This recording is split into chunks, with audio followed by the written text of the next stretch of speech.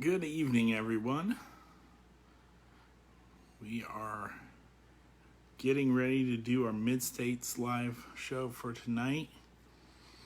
We are doing a little bit of show and tell, a little bit of updates, and a little bit of Q&A tonight, I think.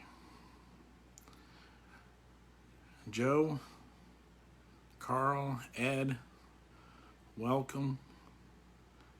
Terry, thank you all for coming.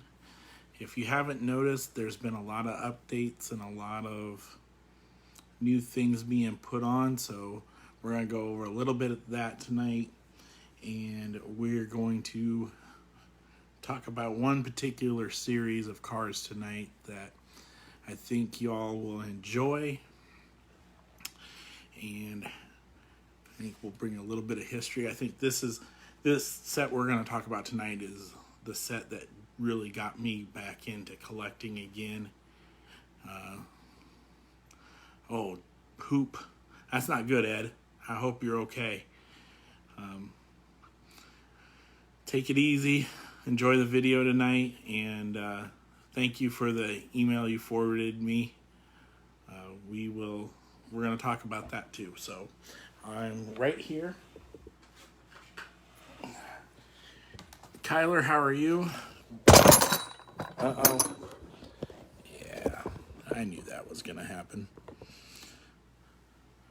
Brent, how are you? I'm going to bring you on here in just a second whenever you're ready. So again, tonight we're going to do some show and tell. We're going to talk about one particular set of cars. Yeah, it was bad. Hot Wheels guy, how are you doing? Aaron, how are you? Thank you for coming all out tonight. And we are going to talk about some show updates. So that is the plan for tonight. Let's see here.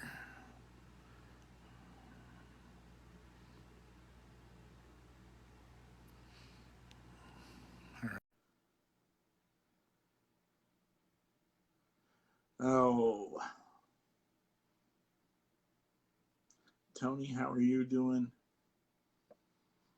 Okay, so let's get started here. Don, how are you? First thing we're going to talk about is what's going on with shows. So, if you haven't noticed, there's been a big uptick lately um, of shows going on. It is getting to that time of the year where, even though the weather's starting to gonna get a little worse, the number of shows is going to increase.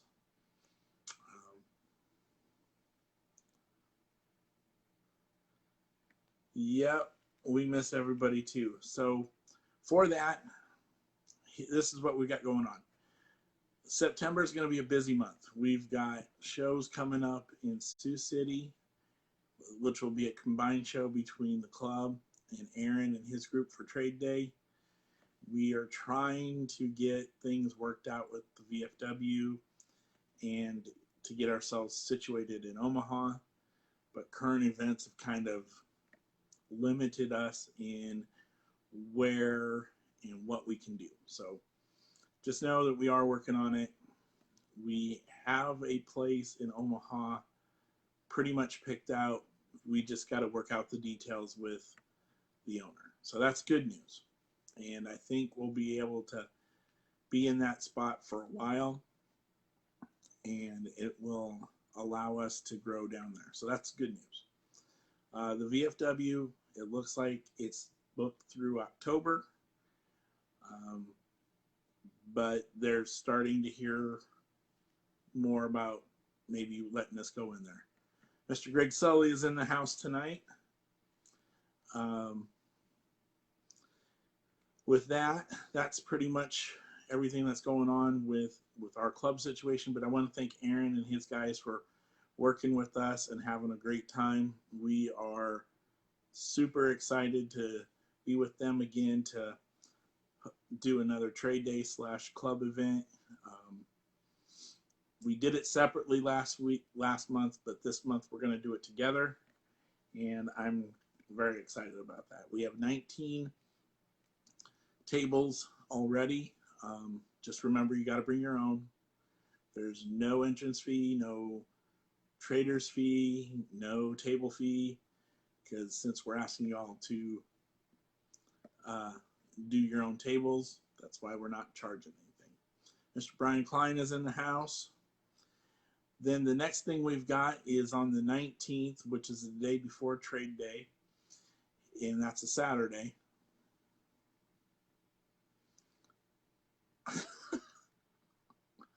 No, he has squirrels, Brian. He's got squirrels. The All Iowa Hot Wheels Club in Des Moines will be having their show. We will be there. There is a strong presence for our group. I think there's going to be more than a couple of us heading out there to either sell and or hang out, whatnot. I think this is a good opportunity again to build bridges that we started building in at regionals. So I'm looking forward to that. Mr. Stacy Craig has been very gracious to us. So I'm looking forward to go there. Just remember, not our rules, but masks are required to go to the Des Moines event. That's per their host, so make sure we respect those rules. As for trade day / our club meet, it's up to you on the mask part. That is totally up to you. We don't require it. We recommend it. Again, I say we recommend, not require. Yep, and hopefully the ambulance will be ready to roll. I saw some pictures of it. It looks pretty clean. So this will be my second time that I've gone out to Des Moines. So it's going to be a good time. There's lots of folks from nationals that'll be there that I'll get to see here hopefully in a couple of weeks. And then finally on the 27th of September will be the second show that Don Anglin is hosting. This will be at the Military Heritage Building in Sioux Falls. It was a very nice facility. We were able to have a very good time. They had good facilities to get us in and out. They had an elevator. So it was really, really good. Again, no fee to enter, no fee for tables. I don't know if we're going to be upstairs or downstairs. Don, if you have any further details that you'd like to share about your show, let us know. You can put them in the comments. And with that, we are going to go into a little bit of show and tell time. So I got a box today. I think Brent got one, or his should be on his way. But I got a box and it said Legends Tour on it. So we're going to take a look at it. So I had to get a few items here in order to qualify for my other item. So we're going to go over these first. I got myself a lanyard. Standard Hot Wheels Legend Tour lanyard. Like I said, I haven't even opened it up yet. Okay, Don says we're upstairs again for his show. Again, it's nice. It has an elevator to get us up there. There's a great restaurant as well. So check it out. Come on out. Again, it's free to get in.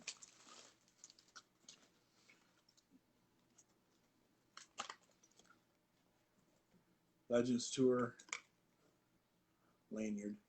It's a lanyard. Okay. The next thing I got was the iron-on patch set.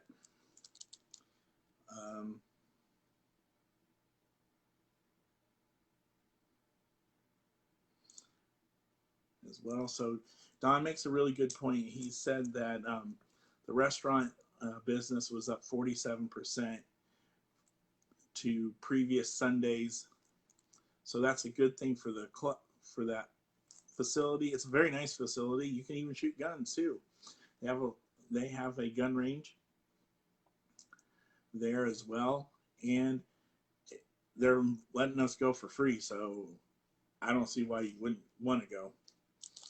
Okay, so again, back to the iron-on patches. These are from the Legends Tour. This was, I don't know if this was available last year or not, but I thought this was kind of cool. I thought they were going to be a little bit bigger, but I'm still dig it. Okay. I already have the normal gray Legends t-shirt, so I didn't get another one, so I got this instead.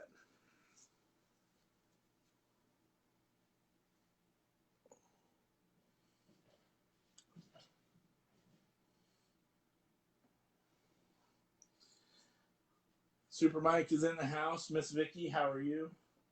Again, Brian, how are you? It's really good. I like the t-shirt. It's nice. It's got a twin mill on it. You can never go wrong with classic castings. PJ, any word on your truck, PJ? I hope it got found. Okay. Last but not least,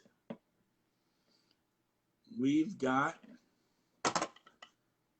the gasser, the Legends Tour gasser.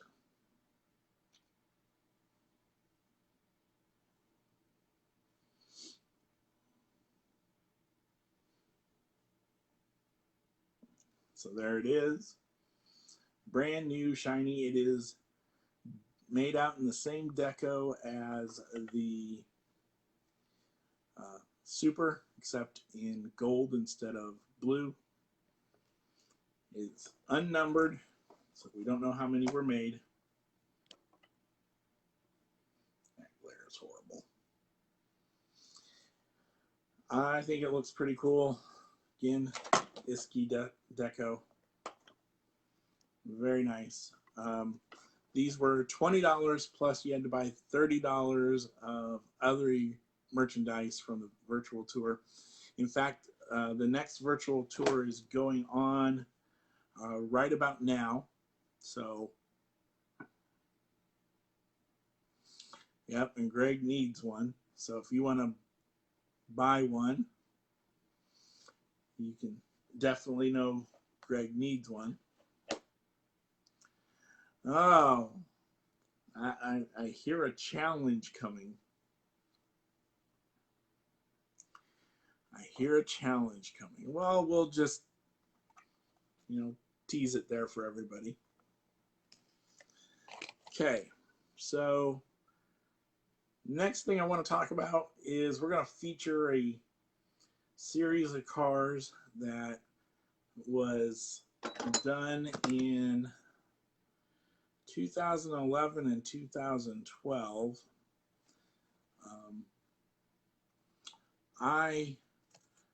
This is the set that got me back into collecting hardcore again. And that is this, the Vintage Racing.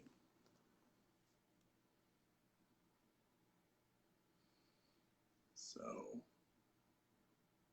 there it is, the Vintage Racing series. And it had, when this came out in 2011, I believe, yep, 2011, there were a great group of cars in this set. You had a little bit of everything in there. You had some old school NASCAR, you had some old school drag racing. We've got a little bit of the IMSA circuit or the Trans Am circuit. We even got a few rally cars, or what would have been GT class, I think, in that group.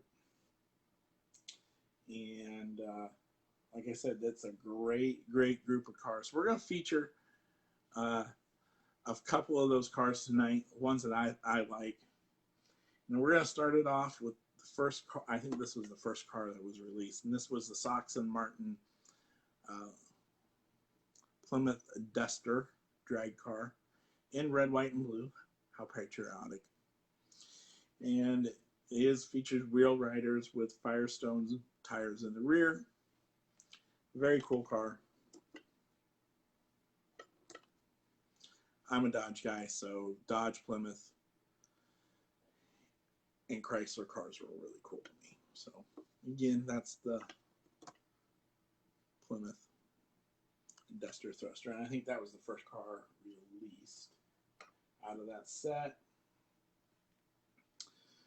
Okay, so the next one I'm going to talk about here is the Parnelli Jones Boss 302 Mustang. Again, this one's in yellow. There's two Boss 302s. There's Parnelli Jones and George Fulmer.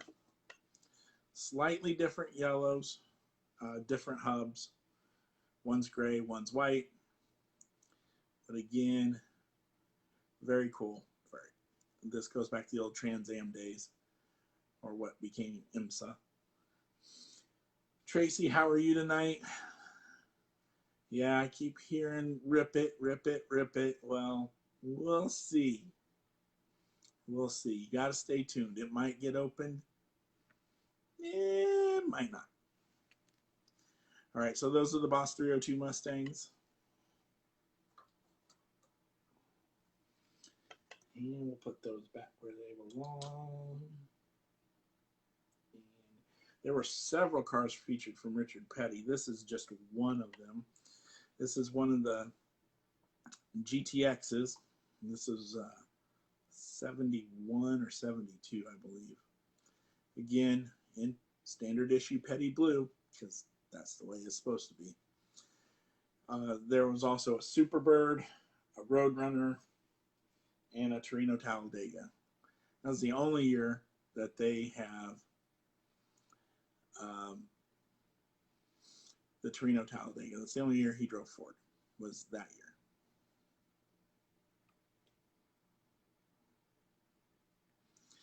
Well, John, we are just talking about upcoming stuff that's going on with the club. We kind of showed this here. And there was a challenge issued, but I don't know. Yep. Torino and Daytonas. Yep. So again, this is the GTX. I don't know where it went exactly. I'll put it away somewhere. Right there. And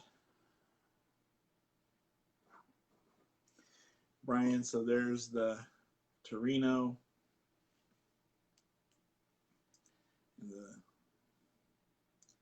Yeah, they did, but you know, there's going to be more Legends tours, so you'll have another chance again at the next virtual tour to get it. It just helps for those who are trying to get the gasser, you know, be on the sales page already. Have your other items in the cart, so all you have to do is add your Legends gasser. In fact, you can put all, I think you're able to put in all your payment information too. So literally all you have to do is add the gasser and add, and then click the add the gasser to your cart and then go through the checkout process. So I think the last one, it took us less than 10 minutes to sell out. So just food for thought. Yep. They are running the Southern 500, correct, Greg? I believe that's the case. And for those of you who don't know, Greg is the crew chief for one of the corners for one of the rescue teams out there. So you'll see him driving around the track. I think, are you in 1 and 2, Greg? I think he's in corner turns 1 and 2. So if you see him out on the track for a wreck, hopefully it's Jimmy Johnson or Joey Logano or Kyle Busch personally. You know, he's out there helping, getting the mess cleaned up, putting Speedy Dry out, and making sure the drivers are safe. So that is what Mr. Greg does. Yeah, I think it's pretty cool. No Rowdy Nation. It is Harvick only. Blech. Rowdy. All right, so let's see what else we got here. All right, so this is a cool car as well. This is the Amc Javelin. This car, again, is another Trans Am or IMSA car. Very cool. Red, white, and blue theme. Doesn't get too much better than that. I think this is a very underrated car. Yep, so Greg's right up at the end of pit road, so you might see him on there, which is very cool. So you know somebody that's going to be on TV, so that's kind of cool. All right, so what else we got here? Oh yeah, we've got the Vega Pro Stock drag car. Again, I think this is a really cool car because it's a Vega and it's a drag car. You don't see that very often. The great thing about all of these cars that we're showing tonight is that I found all of these on the pegs, including a couple of the last two cars I'm going to show you. This was back when it was a lot easier to hunt, and the last car I'm going to show you in this set is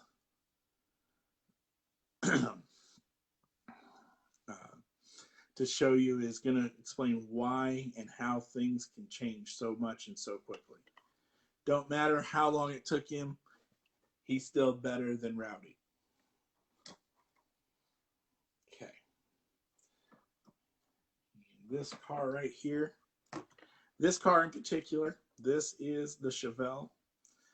This car was created by Smokey Unique, and in fact, it's painted in traditional Smokey Unique colors, black and gold. This is the car that literally changed NASCAR. And I say that because Smokey was able to modify the car and still make it legal for the rules that were in place at the time. After that, though, after NASCAR tore it all apart and started measuring and things like that, they found out that it didn't meet the rules. But if you ain't cheating, you ain't trying, as they used to say. David, how are you tonight? Thanks for coming in. So this is Smokey Unique's Chevelle. This is the car that quite literally changed the way NASCAR is. And from here on out, this is where you start seeing body panels and not real cars. You start shaping things and aerodynamics get all into play. But still one of the iconic cars of NASCAR. All right, so the last two. Again, this is another Smokey Unique 67 Camaro with the opening hood. And in it is, this was another car that he did, I think, after he left NASCAR. But this is one of the more sought after cars in this set. Again, it's got Firestone tires, or Goodyear tires, traditional black and gold, number 13, because that was the number he always ran. And a Camaro. I don't know why anybody would like a Camaro, but that's just me. And the last one.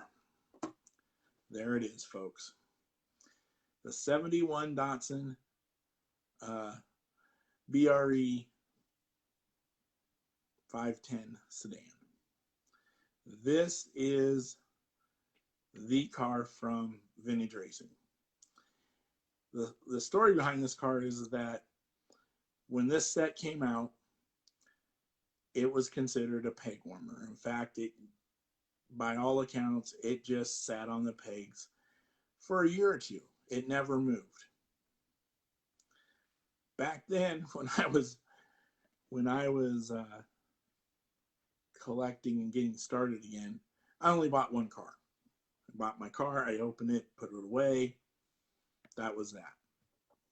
So I only bought one of these.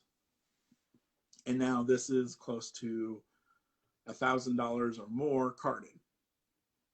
This car literally went from being a peg warmer, nobody wanted this car, to being the end-all, be-all, holy grail of Hot Wheels. Not the holy grail, but one of the holy grails. So, you know, it just goes to show you what's hot today may not be hot tomorrow. And Brian said he drilled many of those. And a lot of people did because they wanted them for the wheels. I mean, you got Goodyear tires, you had a really good wheel on there, and they fit a lot of cars, a lot of wider cars. So yeah, they got drilled. I mean, it is what it is. But this is the car that kind of got me started on the whole.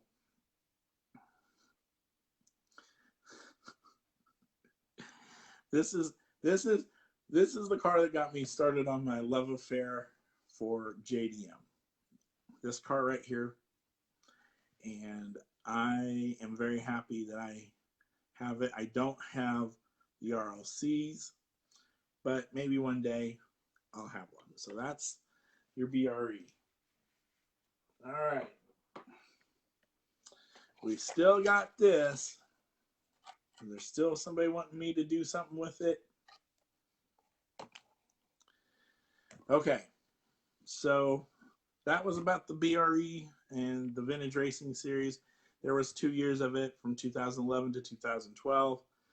2012 was broken up a little bit more, not as quite as exciting, but still some cool cars. All right, so Greg, you were talking about you met Smokey Unick, so tell me. No, that's not happening, Greg. I'll see you in a couple weeks, but you're not touching that. No, no, no. All right, so we got any questions out there? Any comments? Any concerns? I don't want to end this too short. Come on. Anybody? Bueller? Osama?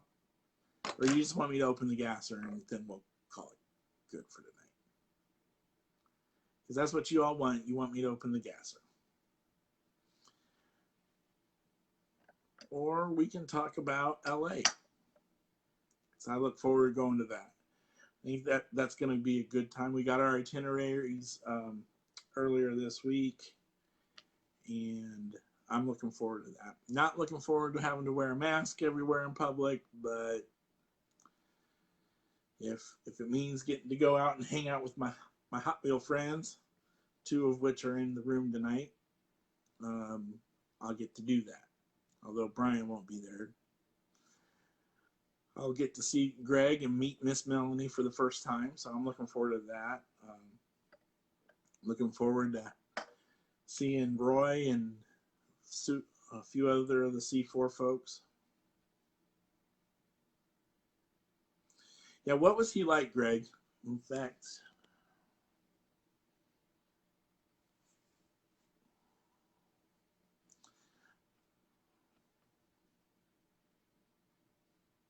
let's see if we can get Mr. Greg Sully. Hit the add button or the accept button. Come on, you can do it, Greg. Come on. Sure. No, he don't want to do that. Hey, Brian, do you want to come on and we can talk about that very subject?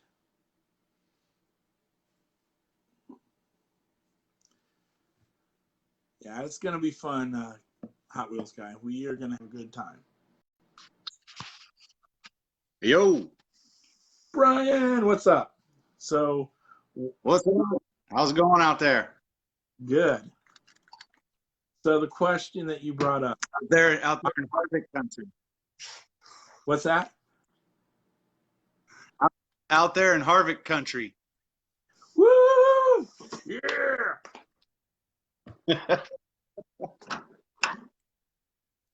Dude, he's don't mind me, I'm just going inside to sit down.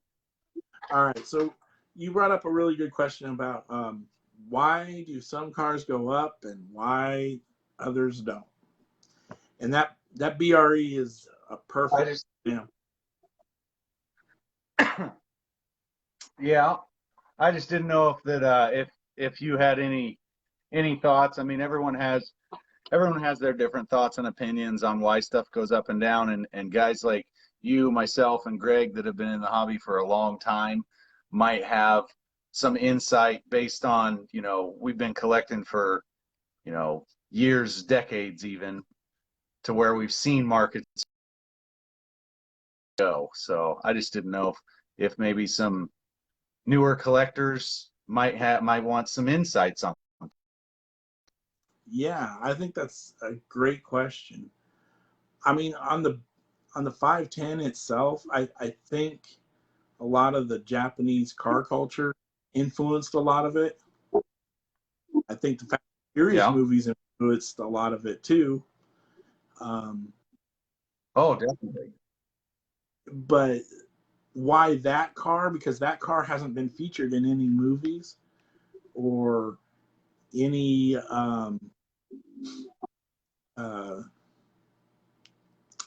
promotionals or anything like that at all. So why that car seemed to be the hot one, I don't know. I want to say maybe deep down it's going back to its old school racing roots, because that's what that car is painted in. Yeah. It's, I think there's a lot of great cars from that time period, especially from Australian and Japanese GT circuits. But Yeah. why it took off, I can't say, other than, a few people liked it and they happened to be the right people, whoever that is. And, everybody followed suit. So if somebody says it's hot, then Yeah, everybody I guess if I had any thoughts on it of why, with that car specifically, what about, I'd say 2.5, 3 years ago, the trend started to go up on the JDM market. Yeah. Fast and Furious movies had been long established, and from that, created basically a rise in collector base and a rise in younger collectors. And the younger collectors, they didn't grow up like you and I did with muscle cars and racing and trucks and whatnot. They grew up with Hondas and Preludes and, Nissans. So I feel like that had a big contribution to it. Yeah. Castings like the Gasser. The Gasser was always popular to begin with. When it first got debuted, that 55 Gasser just, everyone loved it right out of the gate, but it did take a while to gain some traction. How many of us are kicking ourselves for not buying a pink candy Gasser at $90 when you could find them everywhere for $90 a piece? Don't even get me started, because you remember LA, right? I'm still Yeah. kicking my about that. I had a chance to get one Oh, at yeah. 400. I mean, were you with me or was Greg with me in the room? Oh, it was a week-long thing. I remember meeting up and seeing you from time to time throughout the week, and just every time I'm such an antagonist when it comes to that. I'd poke at you and be like, "Dude, there's one sitting in that room for 400. Go buy it." And you're just shaking your head, "I don't know." And yeah, I remember that. That was a big teaching moment for me, because that's one of those where you don't question it, you just do it.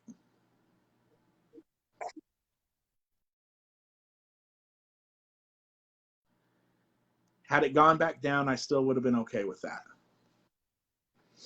But Yeah, it's so tough to know. I mean, it's tough to pull the trigger on a car.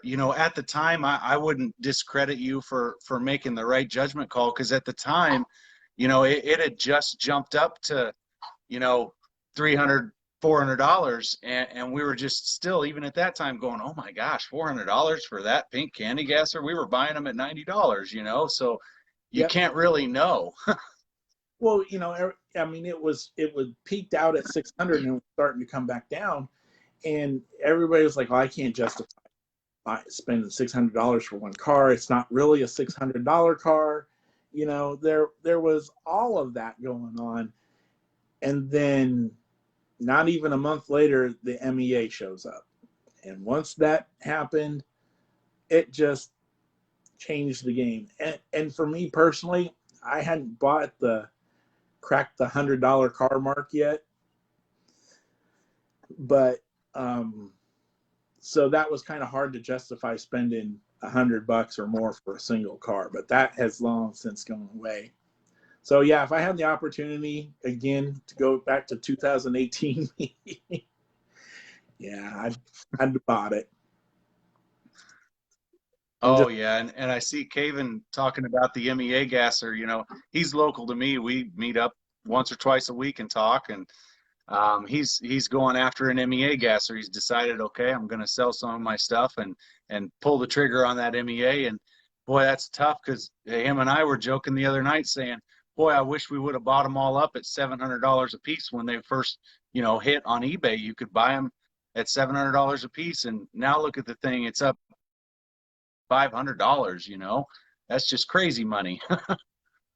Yeah, I mean, it's insane to think of where they were at. I mean, everybody was gawking at 1,200 even, and now they're double that.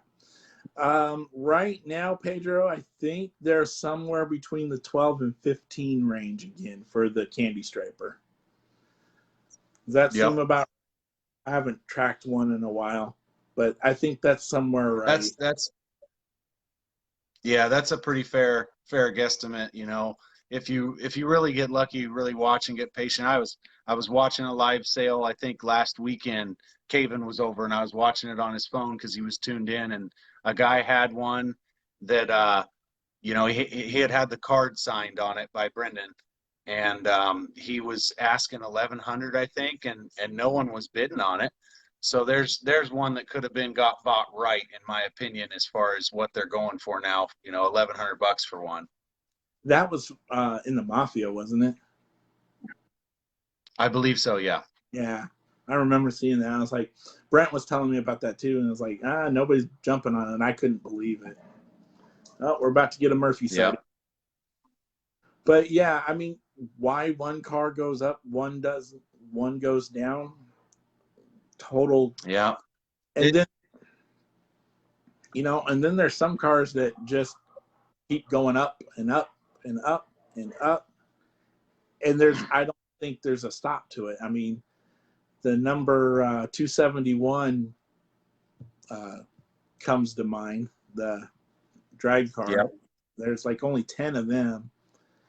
And I think they were at 3,500 before all of this. And I would hate to see what they would bring right now. But then again, Mike Zarnock said that he tried to get one a year ago, and people don't want to give them up.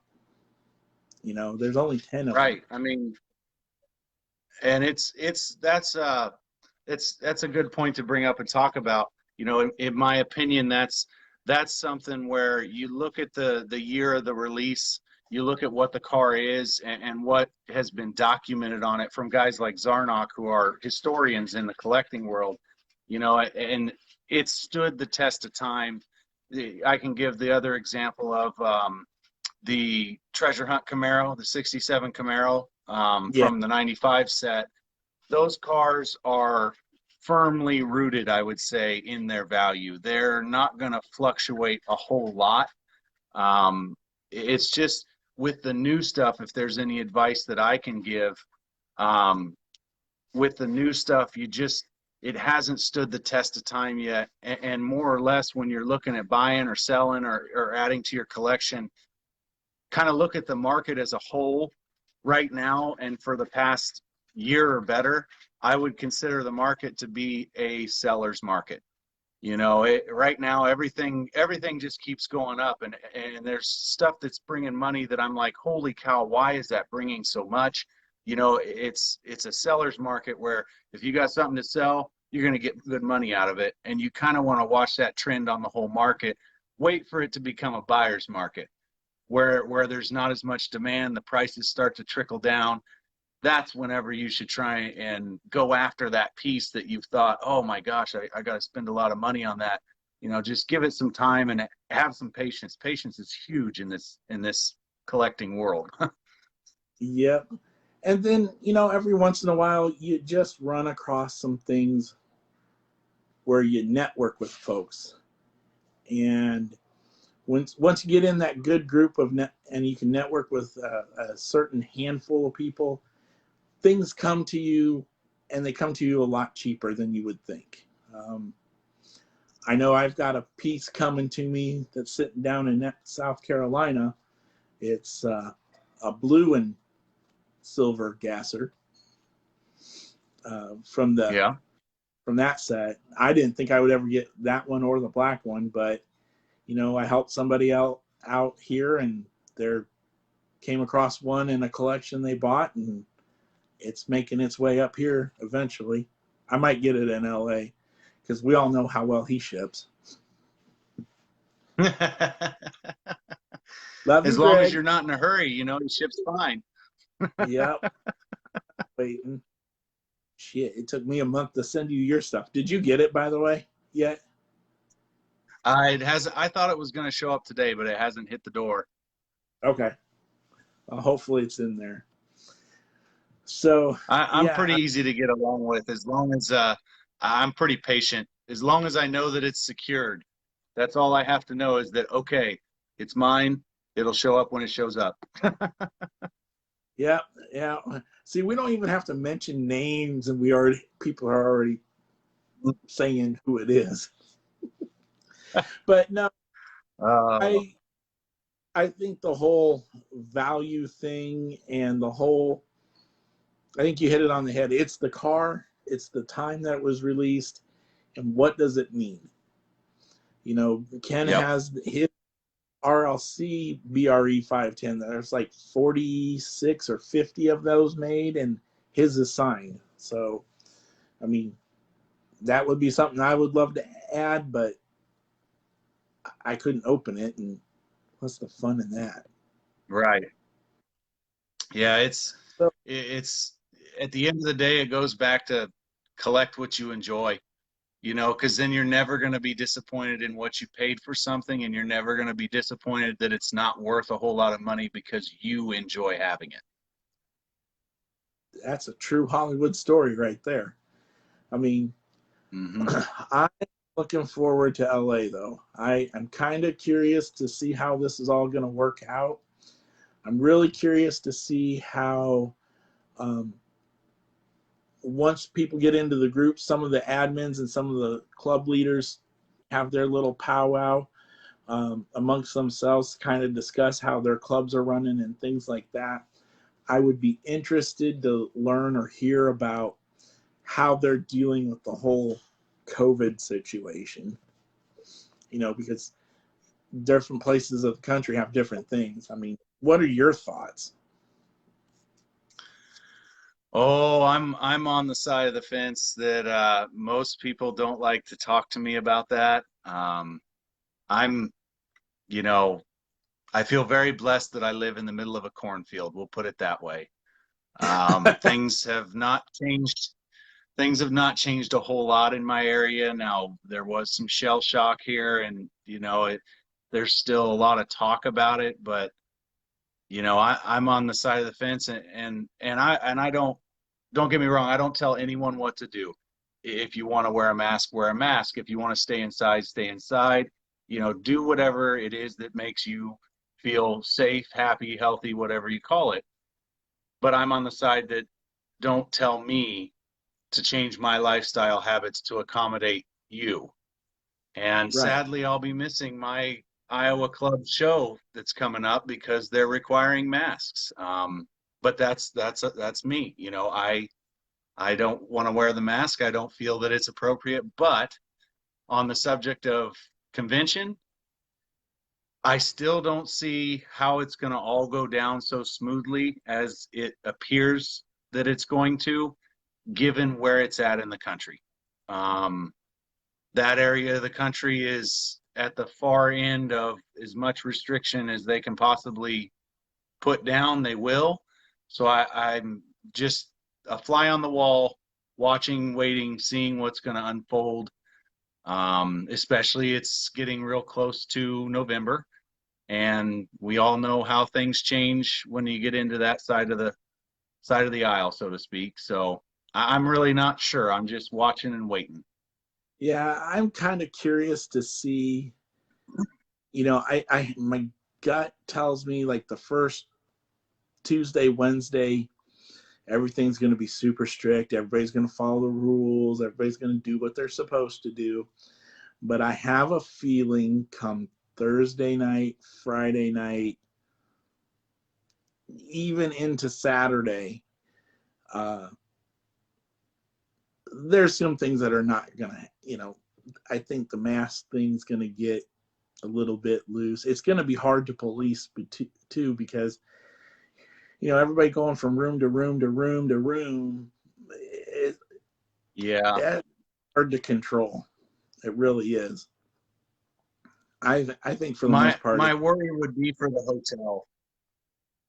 My worry would be for the hotel, and honestly, from a business aspect, the situation that they're accepting themselves into, where from what I've been told through, friends, through news media, through all that, is in certain areas where they are still very strict on it, is basically the hotel's the one that suffers if someone is caught without their mask on. Basically, they come in and say, well, we're shutting your hotel down because you violated this. So that would be my worry, is that if people don't follow the rules set in place by the hotel, that it's going to ruin it for everyone, and the Collector Events Unlimited is going to be asked to leave because the hotel doesn't want to shut their entire facility down, so on and so forth. That would be my biggest concern with once everyone gets out there. yeah. I mean, and here's the other thing too that I was thinking about. We're 1,500 miles away in our relatively unaffected areas. It may not even be as bad as it's being portrayed as well. I mean, that's something else I was thinking about. But I think overall, most people are going to behave themselves and do what they are required. And I use quotes because, nobody really wants to do it this way, I think. But they're going to do it this way because they want to see their friends, they want to be with their friends, and they want to participate in the convention itself. So I think for the most part, most people are going to do what they're going to need to do. It's just wondering whether those one or two folks, what they're going to do. So that's just my thought. Yeah. So yeah, and really it's everybody's own opinions, it's everybody's own thoughts. It's a tough situation to be in personally, and it's even tougher for, guys like you, guys like Greg, Roy, that are flying clear across the country to go to this, and all it takes is one or two guys that are out there and not following the rules that could possibly damage everyone else's experience. That's the tough part. That's another reason why I'm glad that I can't attend, because I've got a lot going on that I just cannot take the time off to go out there, because I know myself. I know I would be that person that stands my ground, stands up for what I believe in, and so on. And I would have to really bite my tongue and stay away from certain groups and individuals and places, because I wouldn't want to ruin it for anyone else. Yeah. I mean, Ken brings up a really good point. Treat it as if until we get to go. I'm kind of looking at it that way until I get my foot on the plane and my foot in the ground in LA. I really won't believe that we're going. I mean, all indications are that we're going. I mean, I don't get this sense of impending doom like I did with Charlotte, but we'll see. Yeah, Brent, I know you're going because I Yep. house the night before.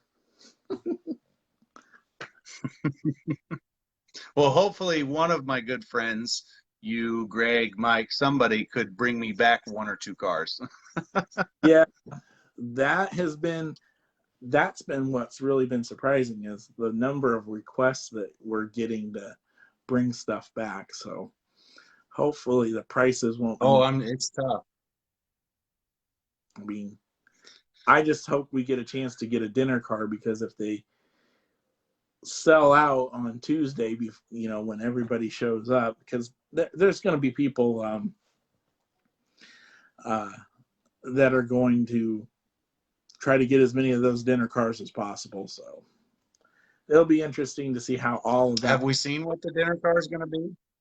No. Who? I can't even remember. Who was it? Michael Geralda? I have to look at the itinerary again. I don't usually pay attention to who the designer is. The only one I kind of remembered was Manson, because I know how much you love Manson and love the DeLorean Yes. and Ecto. So that's why I remember that. I mean, oh, here we go. Right there in arm's reach. Boom. The dinner DeLorean with the stainless brushed finish and the opening gull wing doors. And he was cool to That's talk the one. He was very, very cool to talk to. That's the other thing about convention is who your diecraft friends are, because they get to know you. And just because I'm showing off, there's the chrome RLC right next to it, also with the opening doors. That's one I that's one I need to get. I don't have that. It is gorgeous in person and outside of its plastic prison. Yeah, plastic. It's going to it's Steve Vander. It's Van. That's who it is. That's who dinner was supposed to be for. Ah, well, expect a very wild, crazy paint scheme and tempo on it, because he's a designer. He's a graphic designer. So, but he didn't do cars. He just did artwork, right? Or graphics work. No, he was part of the design of the layout and the tempos on the cars themselves. I can't remember if he was. I don't think he was mainline. He was premium. He did the mail-ins, I think, and stuff like that. So he was the higher, the more premium car design scheme of the paint and deco, because he was the one that verified my GMC panel, and that was RLC and pop culture deco. Yep, that's right.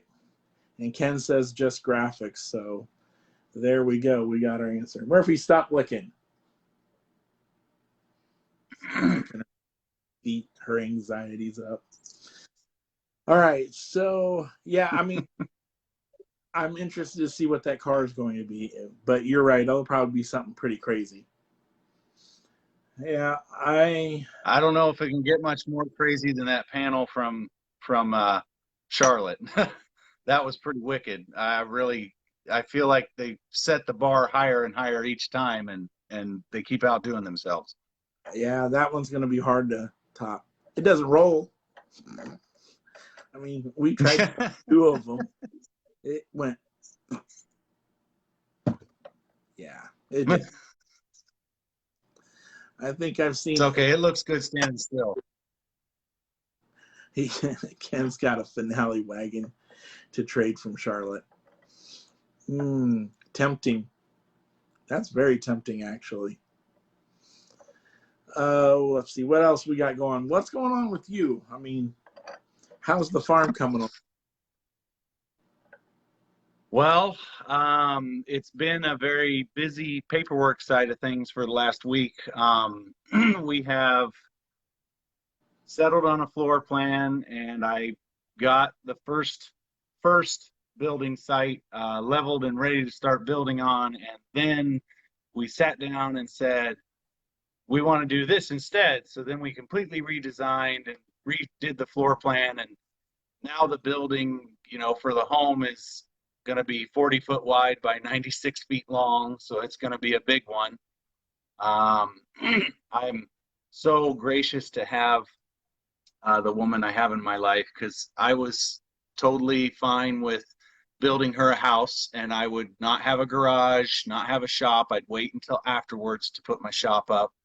And then she came along and said, well, why don't we just add 30 foot to the end and you can have a 3-car garage and a almost 400 square foot collection room. And I'm like, well, I'm not going to tell you no. Of course, that would be awesome. But anyhow, we got the building permits all in place. I've got a skid loader getting dropped off in the morning for the weekend so I can do some dirt work and prep, and things are going to start rolling here pretty soon. There you go. Yeah, I mean, I was pretty happy when Robin let me have mine's 16 by 15, so not quite as big, Yeah. but I was pretty happy. And then once she saw how the cases got put up, she was like, "Oh, you might be able to spill out into the main basement." So can't go wrong with that. All right, so I don't think I'll be so lucky. She slated a 12-foot by 31-foot room for me, so that should be plenty of space for a while. For a while. So what what car are you most looking forward to that you've seen out of Charlotte or out of LA so far for convention?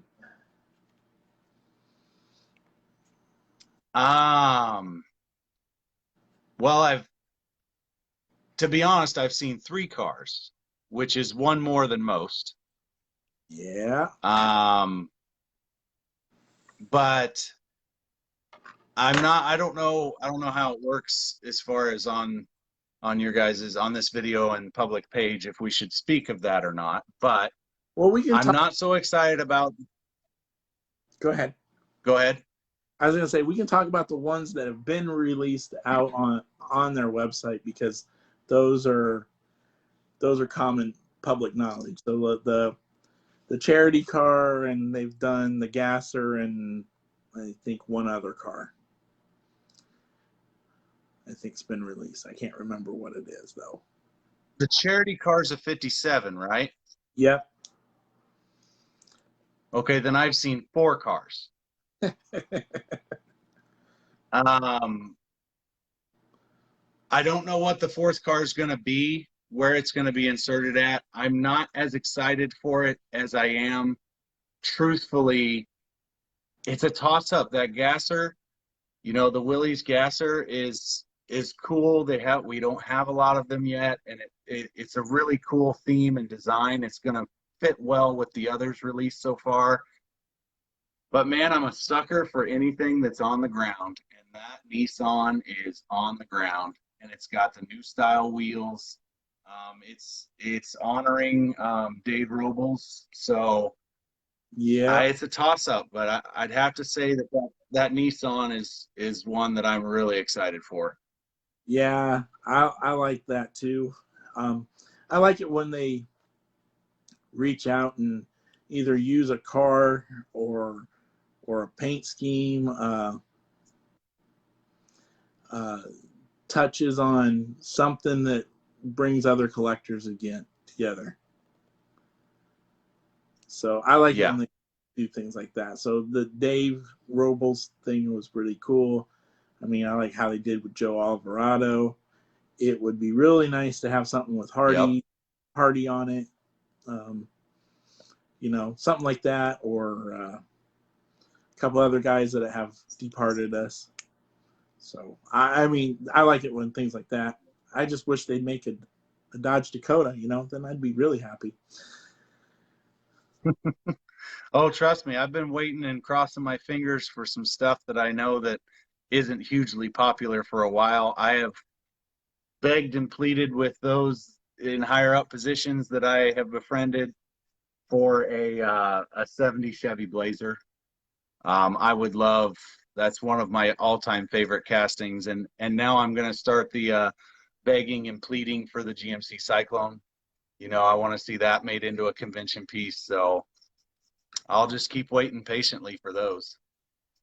I think that the Cyclone's going to look really nice on Real Riders. I've seen some previews for some of the premium stuff that they've already done. I could only imagine what that car would look like on the full RLC treatment as well. Oh, if they did one in chrome black with the right wheels on it, it would just be killer. But you want a stage fright, and I know you want that badly. A stage fright? Yeah, I know, because you keep bugging people. I think you want a stage fright. I would. I have one. I wouldn't mind seeing that again. Yeah, I would mind seeing that. Ken wants a custom Eldorado. That'd be a new piece.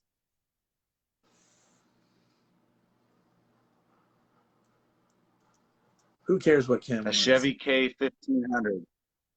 Well, he wants a certain one back, hopefully found not in a million pieces, because his got stolen. I feel bad for him. Yeah, that was sad to hear. I wish I was closer and I could help try to find it, but I hope that it gets recovered and recovered in a salvageable piece for him. Yeah. But yeah, a new stage fright RLC would be cool. I want to see a Dakota in any generation. Well, not third generation. Those were ugly. First or second gen. Heck, I'd even like to see the Dakota convertible, because that would be cool. It'd be different. Yeah. I like to see more a second round of Cal Customs. I think that would be cool. Yeah. I think there's a possibility for that, because, you know, a certain guy from Wisconsin has made a couple of those, and I should be getting one shortly.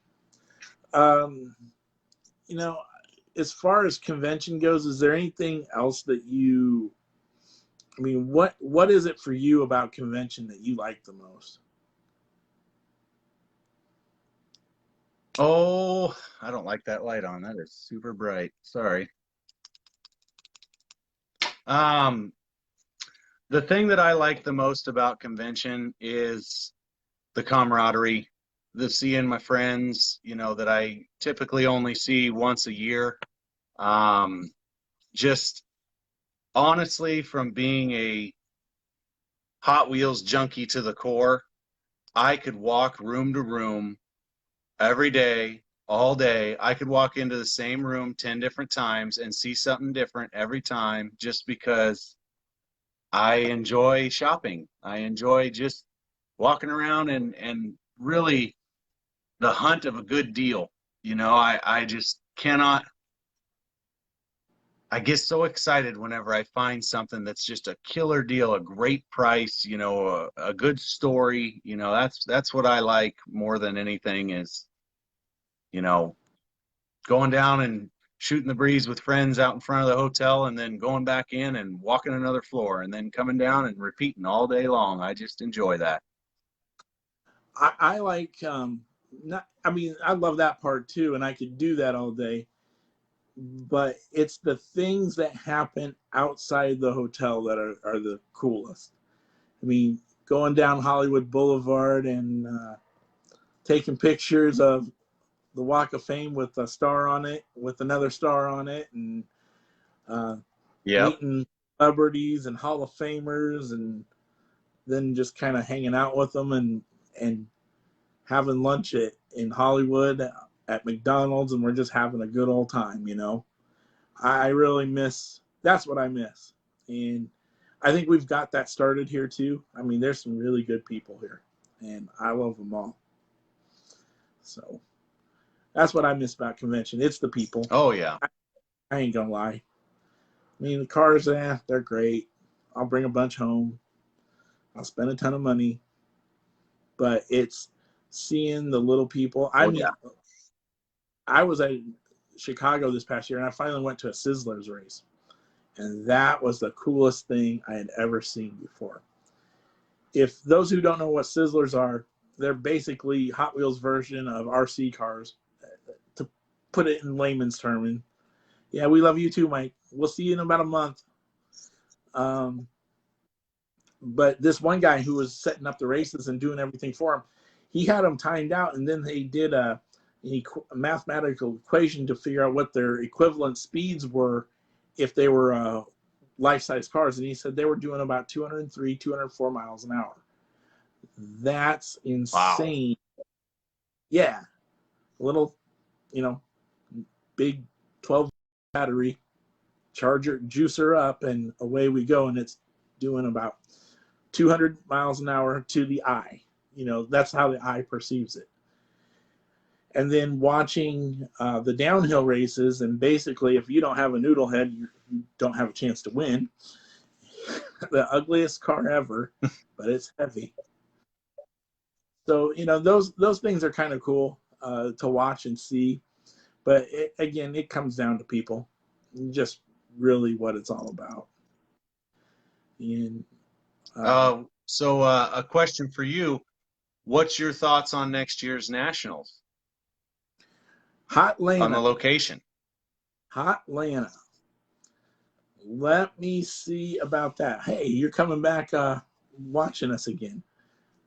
It says you weren't watching us, but now you are. But anyway, Hot Atlanta. I haven't been to Atlanta in a while. I had friends that lived down in the northern part of Georgia. So it's a place I never really got to experience. So I'm kind of looking forward to that. But I mean, there really isn't much to see down there. That's why Charlotte, I was so psyched for.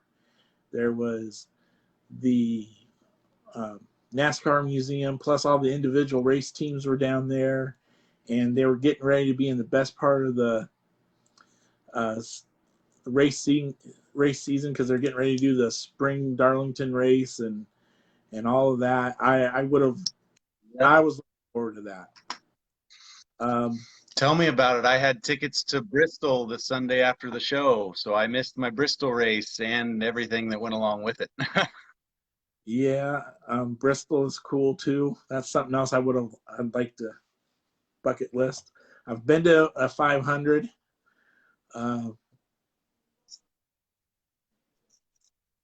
Yeah, Atlanta's traffic is not the best. I've driven through it during rush hour. I'd rather go through BC rush hour, and that's crappy enough. So you know what we should do? What we should do is, in honor of Charlotte, since Charlotte got canceled, we should get a group of us, as many that want to go.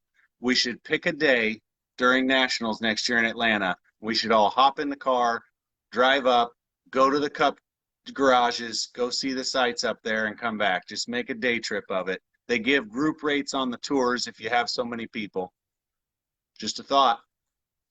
Sounds good. Yeah, it's 1,000 times better than Atlanta. I mean, yeah, I'm totally down for that. I mean, that would be a heck of a road trip, and then we'll burn a car in protest. Right, there we go.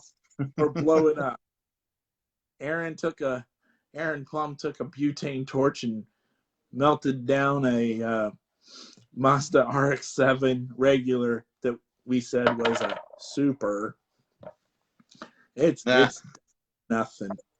Brent has that. He should post pictures of it. But no, I would love to do that. I think that's a good idea. I mean, I'd like to see somewhere out by DC again. Chantilly would be nice. I think that was a good time. That way we can see more Baltimore people. I don't know.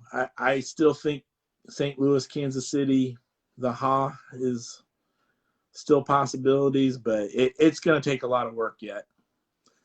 And truthfully, what would be cool is Kansas City.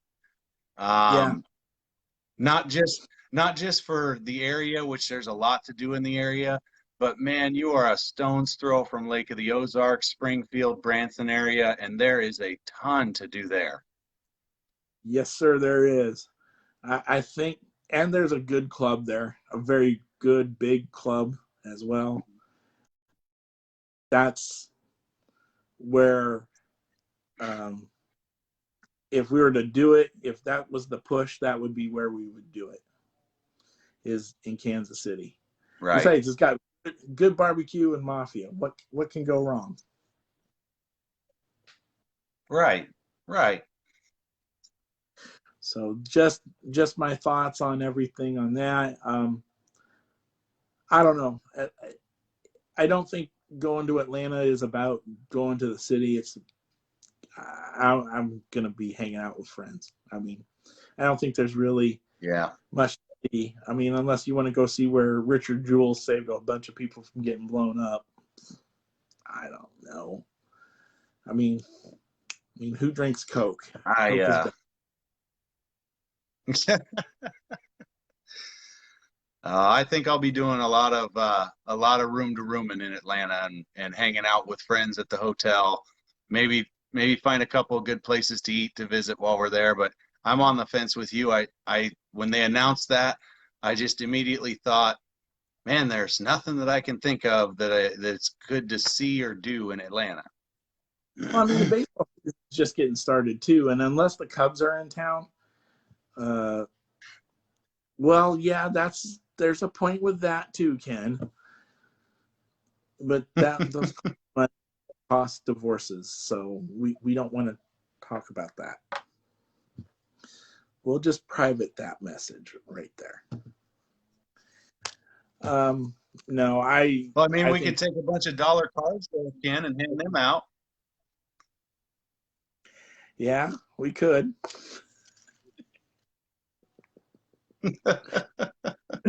Oh, that's just wrong. We can make our own. Yep. I'm sure they like to play with toys too. Oh, I'm sure. But I digress. We're going down to territory we shouldn't go down. No, I mean, I don't know. Atlanta's going to be Atlanta. It's just going to be a chance for everybody to get together. The only thing I can say is a plus. It's not in an area that's the usual haunts. It's not Cleveland, Chicago, Louisville, Pittsburgh, Indianapolis, in that center circle area. So, that's what I liked about Charlotte too. It was somewhere closer to the coast, but yet, it wasn't where a lot of these other conventions have been at in the past based off of historical research.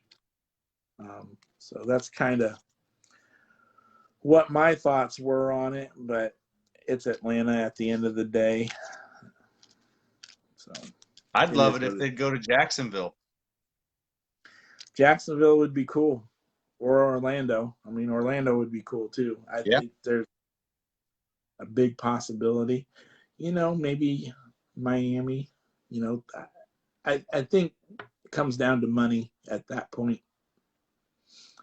Money plays into a lot of it, and what hotels are there and what we can and can't do. I mean, I couldn't imagine going to a convention and there be no room to room.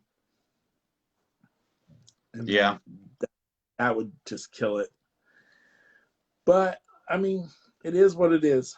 I'm gonna go. I'm gonna have a good time. I'm gonna hang out with my diecast friends and do what we need to do, and then maybe figure out a way to get a Legends Tour stop.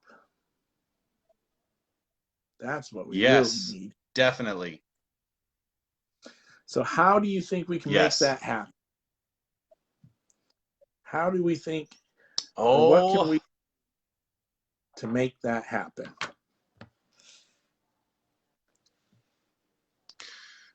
Truthfully, if you want the honest gut answer that I have, is it all comes down to marketing. So we need to show them that we have the collector base and the number of people to show up for an event like that they are looking for, and the places they pick have a large base to pull from, and not just Hot Wheels cars. They need show cars to show up as well. So we just got to find a way to show them that, hey, there are a lot of collectors, albeit spread out, but there are a lot of collectors in this area, and there's a lot of support for Hot Wheels. There's a lot of car enthusiasts that will show up to an event if you plop it you know, in Des Moines, Iowa, or in Omaha, you know, in those areas, that people will Yeah, show up. I think here's another thing that somebody else and I were talking about too is us electors, we've got to do a better job of working together, not fighting with each other, not picking over the scraps. I say scraps, and what I mean is when that new case hits, grabbing all of the hottest car and then just leaving everything else, or just taking a whole case right off, you know, the off the pallet, so to speak, or not cleaning up after whatever it is. You know, if we get the opportunity to open a case, hang the cars. Our conduct is really what I'm getting at, is going to dictate a lot of that, because Walmart has a big say on where this goes to, I think. You know, if Yeah. they have to with a store that has rude, pushy people and collectors, they're not going to want to deal with that. So I think that's something else we can do to help it along. You know, maybe a phone call or two might help. You Yeah. know, I might know a guy. or two. But no, I mean, I would be really happy with at least just the vending machine, you know, the first time around, and then work into a full-on spot. But the other thing is, it's going to be something along Interstate 80 or Interstate 29. So once you get that into play, it's really Des Moines, Kansas City, Omaha, Lincoln, you know, something along that lines for our area, and or maybe Sioux City if it's, you know, close enough to I-29. So, you know, those areas we really just need to work with each other. I think regionals helped with that a lot. I mean, that was a lot of fun, and I look forward to next year Oh, it too. was a So, blast. dude, I have never seen so many people just get along and work together, and that was kind of magical. I think that's what we could all be. I mean, that would be nice if we could pull that off again, and I think we could. So, just my 2 cents. Okay, question for you. So, with your super awesome camera setup, when do you think you want to host again? Because we want to see some cool stuff from you. Or do you got something in mind? Um, it's been in the back of my mind since I did my last little show when I opened all those cars. The toughest part for me right now is the amount of stuff that I have going on, and it's going to get busier and busier. I've been slowly lining something up. I do still want to, like we had talked about, I still, and anyone can chime in and let me know if they don't want to hear about this, but I have been a huge fan of Super Mario since I was a kid. And naturally, I grew up playing Super Mario Kart, the original. I'm a huge fan of Mattel's new branch into Mario Kart and all the products that have come out. And I do want to put together a little show or informative talk and show off what I've been able to acquire, and just spread that to anyone that wants to watch and tune in about me talking about all the different releases so far with the Mario Kart stuff. It's been on my mind. I just need to find time to make it happen, so to speak. Sounds good. I look forward to it because your little setup there is super cool. And maybe it's something where we just, instead of going live, you just film it and then we upload it. We might do that too. I thought about that. I thought that um, might be a little easier and make it so that anyone can just pull it up and view it at any time. More of an informative thing. I've thought about you know, getting a YouTube channel set up to where I can do some nice recordings and videos and then share them or link them with the page for everyone to watch. I don't know if that would be an option or not, but you know, I've been thinking about some things. Yeah, I like all of those ideas. Well, I don't have anything else. Do you have anything else? Just one final thing before we go, you know, because he just happens to be sitting here. I just wanted to show you, you know, the best driver out there right now. Oh, okay. Hold on. Since we're having a contest.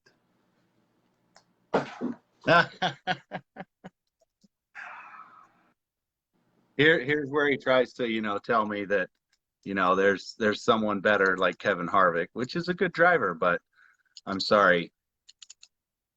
Harvick's pushing 43. Yeah, that's right.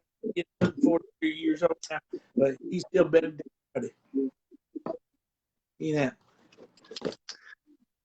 If he's that much better, then why doesn't he have more wins than Jimmy Johnson? That's because Jimmy Johnson is a system driver. Oh. And you know I'm right on that. This is just one of my few Harvick cars. This is actually one of his trucks. So. That is sweet. That is sweet. Back in the old RCCA. Oh, but who's the winningest truck driver in history? I will give you that, though.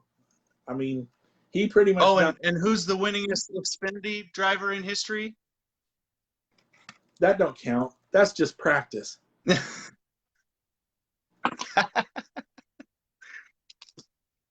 And you know I'm right on that too.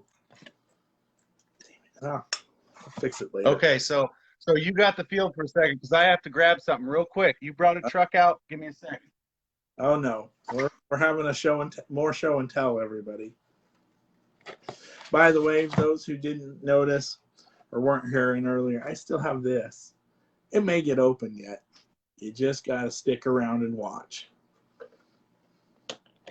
All right. I picked this up a couple weekends ago, and I haven't had a chance. Well, I'm probably not going to open it. I'm such a stickler about dust, so I don't want to open it till I have a case to put it in. But this is something you don't see every day anymore. Oh, that one? Is that the Mike Skinner one? Yeah, this is the Mike Skinner one. All right, hold on. Since we're going down that road. Yeah.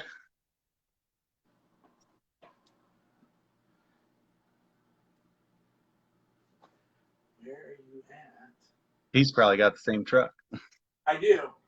I just don't know where I put it.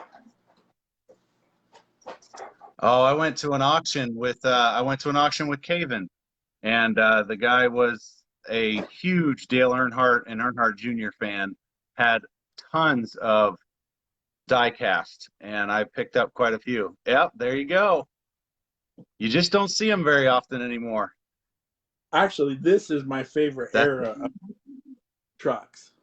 When it was Biffle and all of those guys that were dominating the truck series, and then they all jumped to Cup, and then that kind of ruined the truck series. Honestly, if they all had stayed, I've always been a fan of the truck series.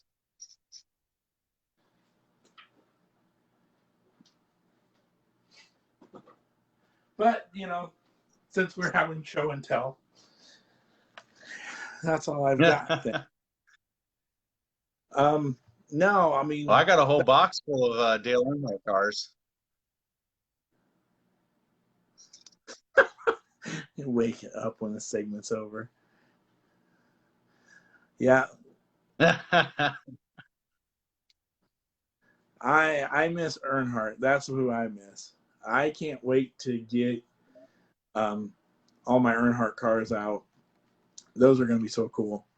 And I got a bunch of 80s cars, so, and it's just not Earnhardt. I've got Waltrip, Elliott. I got the Kroger car. I got a whole bunch of those old D-body cars.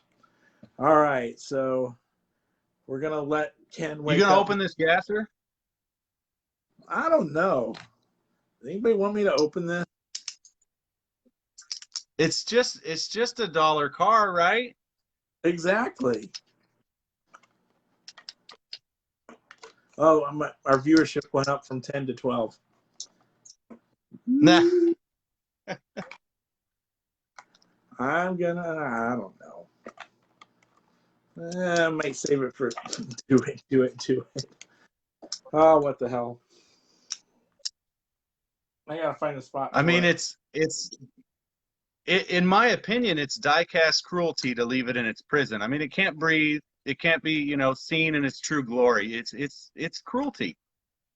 Oh, I agree too. I mean, I'm gonna open it. I mean, if I already opened the 510 wagon, I might as well open this. From last year. Yeah. Gotta wear my protective brace now. I hate carpal tunnel. Yeah, David, not want to watch because you really like these cars. Yeah, we're still holding at 12. I don't know if I should open it up. It's not worth it unless there's more people in here. I mean, I already opened this one, but see, if you opened that one, then we could have them both sitting here to show on camera. Because I've got the Super sitting right here. I've got that sitting out here too. Yeah, what the heck? Here we go.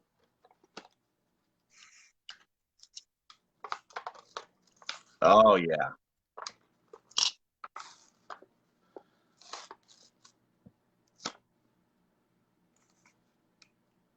There she is.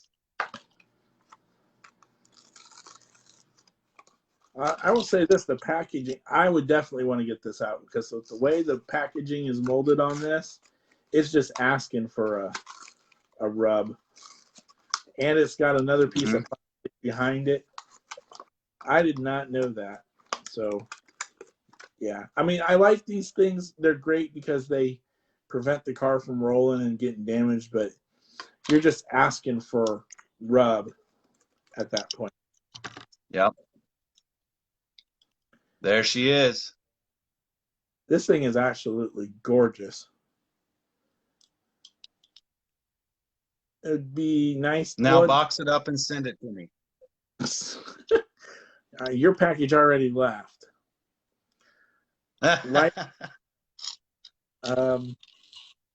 You missed the fire episode on Aaron's page.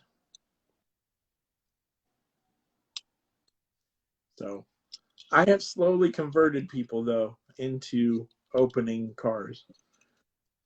But there it is, folks. Your Legends Tour Gasser. I was never an opener whenever for years I was never an opener. And all I have to say to anyone who still keeps things carded, pick out a piece that's not a mainline. That's not a $5 car. Pick out a car that just looks amazing, an RLC piece, and open it and look at it. You will see how good they look when they're not in their package. See, folks, this is what happens when you watch Mid-States Live. You get to see cool things like this happen. But honestly, carnage. What I want to say is I love you guys. I miss not seeing you every weekend. I am looking forward to the 20th. I'm looking forward to Des Moines.